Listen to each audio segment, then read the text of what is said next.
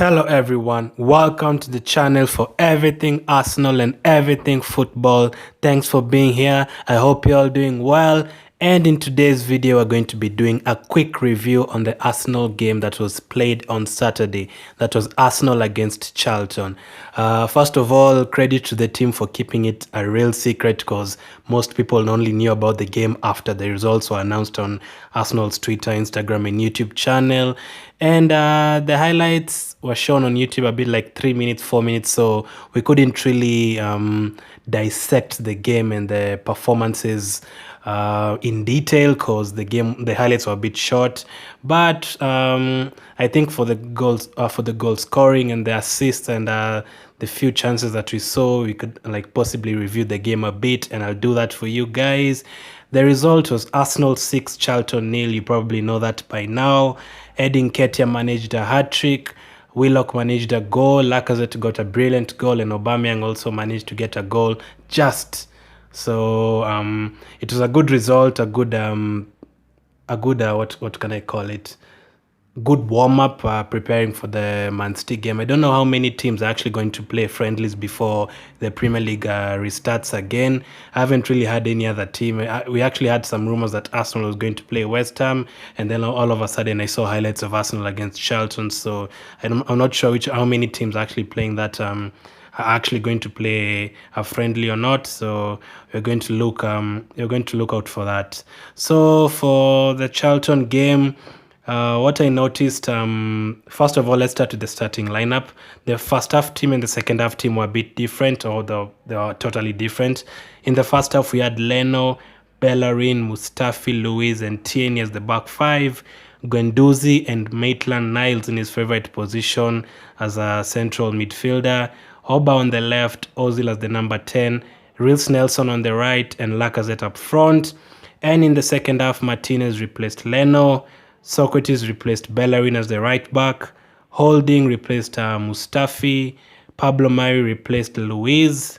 Kolasinac replaced Tierney. Ceballos and Xhaka came on for Niles and Guendouzi. Martinelli came on for Aubameyang.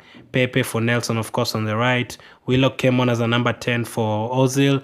And Nketiah came on to score a second half hat-trick. So he only needed 45 minutes to score that hat-trick. I was a bit, as I've said, the highlights are a bit short, so it is difficult to actually like break down everyone's performance. But a few points that I noticed from that game. Let me break down the goals first. The first goal was a Luiz long ball to Niles, and then he headed it into Laka's path, and Laka volleyed it in to make it 1-0. For the second goal, Charlton had the ball in the middle of the park. Ozil won it. Tierney had the ball, passed it to Aubameyang, and Aubameyang made a run on the left, and he scored almost falling down, but he managed to curl it in for 2-0. And then we went to halftime 2-0. For the third goal, Dani Ceballos carved in a free kick for Nketiah to score. For the fourth goal, there was another long ball from another defender, this time Sokratis to Nketiah straight away to make it 4-0, cool finish. For the fifth goal, Willock crossed the ball for Nketiah to get his hat-trick. And for the sixth goal, Nketiah returned the favor to Willock to make it 6-0. So for the few points that I noticed in this game, first was the Luiz long ball and the Sokratis long ball. I don't know whether it's because Charlton weren't really good defensively and they were playing a high line, and Arteta just changed the tactics for that game or for that moment, because it was quite interesting to see Sokratis and Luiz playing the long ball, because if you actually have Pepe and Aubameyang, we are supposed to use their pace. So if you have both of them running in behind, then that Luiz long ball and maybe Sokratis long ball can work. I don't know how many times Sokratis can give an accurate long ball, but for David Luiz, I know he can do that time after time. So that was an interesting point. And as I've said, we have the pace, so I don't really see why we shouldn't use the pace of the likes of Pepe and Aubameyang. One thing I've noticed since Pepe came to Arsenal, I've never seen him getting a one-on-one chance with a goalkeeper. And at Lille before he joined Arsenal, is it at Lille? I always confuse Lille and Rennes, but anyway, I think it was Lille. At Lille, he actually got so many one-on-one chances with the goalkeepers, and he scored so many one-on-one chances. Like, he got space, got in behind the defenders. But at Arsenal, I haven't really seen him doing that. But I don't know whether it's because he plays on the right too many times, or just don't play that way. It will be interesting to see that under Arteta. And we saw that in yesterday's game against Charlton. Sokratis and Luis giving the ball to those long balls, playing those long balls. The second thing I noticed is Niles played as a central midfielder, and he got forward a lot. So that position he played in, Ceballos played in that position in the second half. We've seen Torreira playing in that position for Emre, going forward a lot. So that will also be an interesting position. If you actually have someone like Ceballos in that position going forward, looking for chances, it will be interesting. So Niles got forward a lot in that game. The third thing I noticed is Pepe's set pieces. He took a free kick that hit the post. He also took a short corner to Ceballos, and then he put in the cross for Nketiah. He could have had 4 goals. There was a good save from the Charlton goalkeeper. But it took me back to the late Emre days and the early Ljungberg days. There was a time, I think, from November and December, we just scored from set pieces. I remember the Victoria game, 2-1, Pepe came in to save us with 2 free kicks. I remember away to Victoria, we also scored from a free kick. I think it was Pepe cross to Mustafi.